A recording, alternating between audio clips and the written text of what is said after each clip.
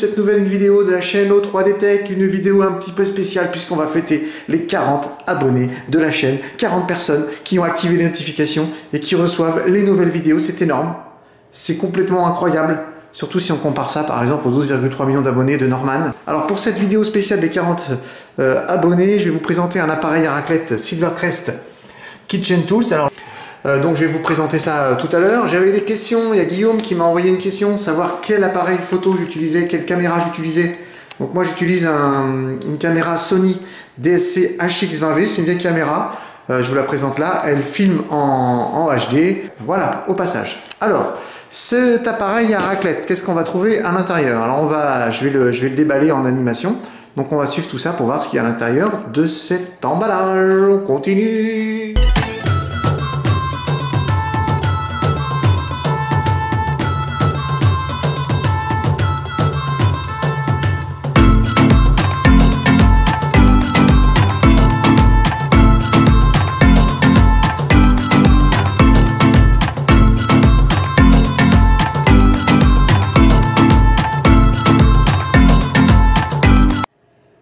Bien, le déballage de cet appareil à raclette est terminé pour cette vidéo spéciale des 40 abonnés. Alors, on a une notice Silvercrest, donc assez bien expliqué. On a en allemand et en français, donc en deux langues. Donc, il n'y a pas, déjà c'est bien de ce côté-là, il n'y a pas un gâchis de papier en mettant 50 langues avec un gros pavé. On a un petit schéma, donc ça se présente un petit peu, c'est le même format que pour l'affûteuse Parkside. Je vous remets le lien en bas dans la description si vous voulez aller voir cette vidéo. On a, comme sur l'appareil Parkside, sur la affûteuse, on a un fil de 2 mètres, ce qui est plutôt appréciable, puisqu'on n'a pas besoin d'utiliser une rallonge. On a donc 8 petits poêlons, donc ils ont l'air de qualité. Il y a un revêtement spécifique dessus, donc comme sur alors je vais mettre la pierre ici, voilà. Donc sur un revêtement un petit peu particulier, la ILAG Non-Stick Corflon Ultra, donc logiquement ça devrait tenir dans le temps, c'est ce qu'on cherche. Dessous on a la résistance, donc classique, hein, une résistance type grille-pain. Petit plus, donc les LED pour savoir quand c'est prêt, quand c'est chaud. Petit plus aussi, il y a un variateur de température, un potentiomètre, on va pouvoir régler la température, donc ça il n'y a pas tous les appareils à raclette qui ont ça. Moi j'ai essayé de savoir qui fabriquait cet appareil à raclette. Donc j'ai fait une recherche par photo inversée, vous savez, avec Google recherche par image, pour savoir si ce modèle existait sous une autre marque. Donc les seules photos qu'il m'a trouvées, c'était des machines, des fours.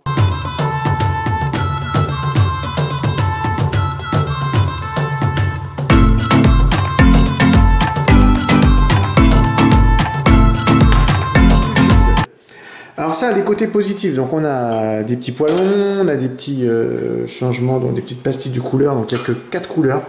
Bon, ils auraient pu faire l'effort de mettre 8 couleurs différentes, mais bon, il y a donc 4 couleurs différentes pour éviter de se tromper. Bon, c'est un petit plus, mais bon, voilà. On s'intéresse à l'impression 3D sur O3D Tech, donc les poignées, je pense qu'elles seront donc elles peuvent être refaites très facilement. On pourra aussi s'amuser à refaire, je ne sais pas comment on peut appeler ça, les petits pions de couleurs, hein, les enlever, en refaire d'autres couleurs, il n'y a pas de souci. Si on veut refaire par contre la poignée donc en elle-même en impression 3D, donc la pièce ne va pas être très compliquée à refaire, hein, on imprimera dans ce sens-là. Le seul souci, c'est bien choisir la matière qui va résister, puisque ça va chauffer. Le poêlon va chauffer à des températures quand même assez fortes. Je sais que si on prenait du PLA, par exemple, le PLA ça fond à 205 degrés, même avant, hein, 190 degrés.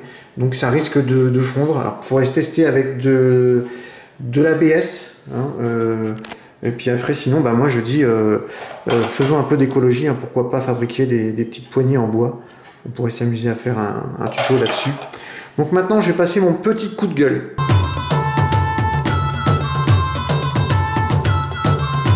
Hein, c'est l'heure du coup de gueule, parce que je précise que bon, l'appareil je l'ai acheté, hein, j'en avais besoin. Mon ancien appareil en gros que j'avais acheté avant, les poêlons, le téflon est parti. Donc un petit coup de gueule quand même pour les gens de chez Lidl, chez Silvercrest, je ne sais pas. Donc si je vois cette vidéo, bon, je sais que vous êtes que 40 à être abonnés à cette chaîne, donc on va pas faire non plus une révolution. Mais l'esprit de cette chaîne, c'était aussi d'utiliser l'impression 3D pour pouvoir refaire des pièces, pour pouvoir, ceux qui savent modeler, modulent les pièces pour ceux qui savent que imprimer. Ceux qui savent pas imprimer ni modeler, on leur fabrique les pièces et on leur repasse. Mais alors là, je voulais faire un coup de gueule sur l'emballage, quoi. On est en 2020, Polystyrène, c'est du plastique, avec des polymères, ça fait que le pétrole, ça devrait plus exister. Ça, voilà. Alors, va falloir encore attendre qu'on fasse une loi, hein, qu'on dise ah le polystyrène dans les emballages ne devra pas dépasser 4%. Non, à un moment voilà, vous avez du bon sens. Lidl, vous mettez des panneaux solaires sur vos magasins, bah s'il vous plaît arrêtez de mettre du polystyrène. Hein, c'est pas possible. Plus tous les emballages plastiques. Bon alors ça c'est peut-être un côté hygiène, on va peut-être avoir du mal à enlever, mais prenez des bioplastiques. Mais ça c'est pas possible. Le carton va bien se recycler. Le polystyrène là je sais pas du tout ce qu'on va en faire. Ensuite, les petites spatules en plastique. Non mais attendez, c'est pas possible ça. Pas en 2020. On met pas des spatules en plastique.